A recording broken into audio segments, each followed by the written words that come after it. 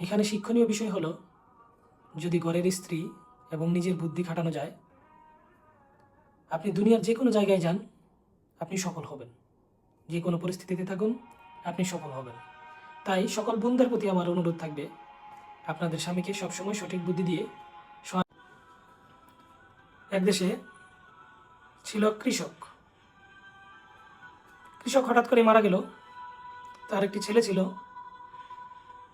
তো ছেলেটি তার দাফন কাফন শেষে তার জন্য দোয়া করতে লাগলো।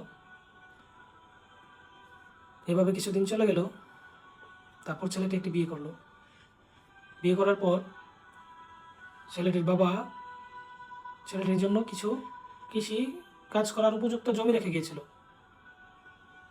তো সেই জমিতে সে চাষ করতে যাওয়ার সময় সেখানে দেখতে পেল অনেকগুলো সাপ বাসা বেঁধেছে।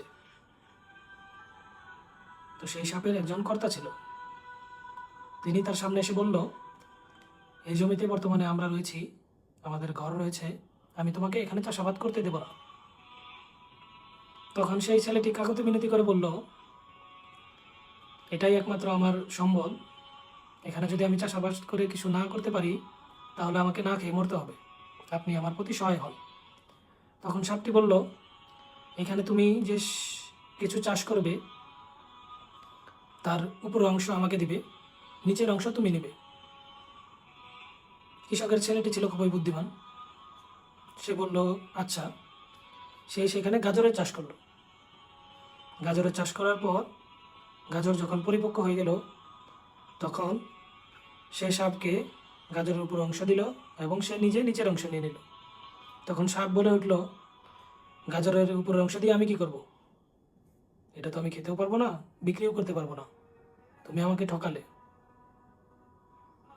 অতঃপর সেই কৃষকের ছেলেটি বলে উঠল, আপনি তো নিজেই উপরের অংশ চেয়েছেন, তাহলে কেন এখন আপনার মত পরিবর্তন করছেন? সাপ তাকে দ্বিতীয়বার চাষ করার জন্য শর্ত দিল। বলল, এরপর তুমি যা চাষ করবে তার নিচের অংশ আমাকে দিবে। কৃষকের ছেলেটি ছিল খুবই বুদ্ধিমান। সে সেইবার সেখানে গম চাষ করলো। গম চাষ করার পরে যখন পরিপক্ক হয়ে গেল, সে উপরের গম নিয়ে নিল এবং তার নিচের অংশ সাপকে দিল।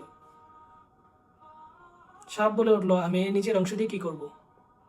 এটা বাজারে বিক্রিও করতে পারবো না, আমি খেতেও পারবো না। তুমি আমার সাথে আবারও ধোঁকাবাজি করলে। উত্তরে সেই কৃষকের ছেলেটি বলল, আমি আপনার সাথে কখনোই ধোঁকাবাজি করি নাই, আপনি যেটা চেয়েছেন আমি সেটাই করেছি। অতঃপর সেই লোভী সাপটি বলল, এইবার তুমি যে ফসল চাষ করবে তার উপরের অংশও আমাকে দেবে, নিচের অংশও আমাকে দেবে, মধ্যকার অংশ তুমি নেবে। তো কৃষকের ছেলেটি এবার একটু চিন্তিত হয়ে গেল। সে বাড়িতে গিয়ে তার স্ত্রীর সাথে পরামর্শ করলো। তারপর তার স্ত্রী তাকে বুদ্ধি দিল, তুমি সেখানে আখের চাষ করো, আমরা যেটা আমাদের প্রচলিত ভাষায় কুইশাল বলি। সেখানে সে আখ চাষ করলো এবং আখ পরিপক্ক হওয়ার পরে সাপকে উপর অংশ এবং নিচের অংশ দিল, মধ্যকার মিষ্টি অংশ সে নিয়ে নিল। অতঃপর সাপ বলে উঠলো, তুমি আমার সাথে আবারও ধোঁকাবাজি করলে, আমি উপর অংশ দিয়ে কি করব, নিচের অংশ দিয়ে কি করব? এটা বাজারে বিক্রিও করতে পারবো না, আমি খেতেও পারবো না। তারপর সে বলল, আপনি যেটা চেয়েছেন আমি সেটাই করেছি। তারপর সেই সাপটি তাকে আবার চুক্তি দিল, বলো এবার তুমি যা চাষ করবে তার নিচের অংশ, মধ্যকার অংশ এবং উপর অংশ, তিন অংশটাই আমাদেরকে দিবে। কৃষকের ছেলেটি একটু ভেবেচিন্তে বলল, আচ্ছা ঠিক আছে। সে পূর্বের মতো আবার বাড়ি গেল এবং তার স্ত্রীর সাথে পরামর্শ করলো।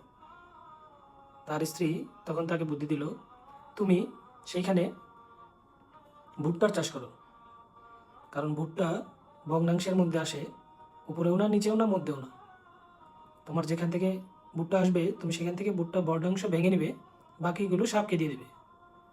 তো যেই কথা সেই কাজ, সে সেখানে ভুট্টার চাষ করলো। ভুট্টাও পরিপক্ক হলো। অতঃপর সে ভুট্টা যখন পরিপক্ক হয়ে গেল এবং সাপকে সেই অংশগুলো দিল, সাপে গিয়ে আবার বলে উঠল, তোমার সাথে বুদ্ধির সাথে আমি পারবো না, কারণ এবারও তুমি আমাকে ঠকিয়ে দিলে। কৃষক বলে উঠল, আমি আপনাকে ঠকাইনি, আপনার চুক্তি অনুসারে আমি আপনার দিয়েছি, এখানে শিক্ষণীয় বিষয় হলো, যদি ঘরের স্ত্রী এবং নিজের বুদ্ধি খাটানো যায়, আপনি দুনিয়ার যে কোনো জায়গায় যান, আপনি সফল হবেন। যে কোনো পরিস্থিতিতে থাকুন, আপনি সফল হবেন।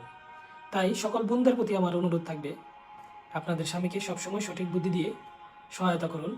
ভালো থাকুন, সুস্থ থাকুন। আসসালামু আলাইকুম।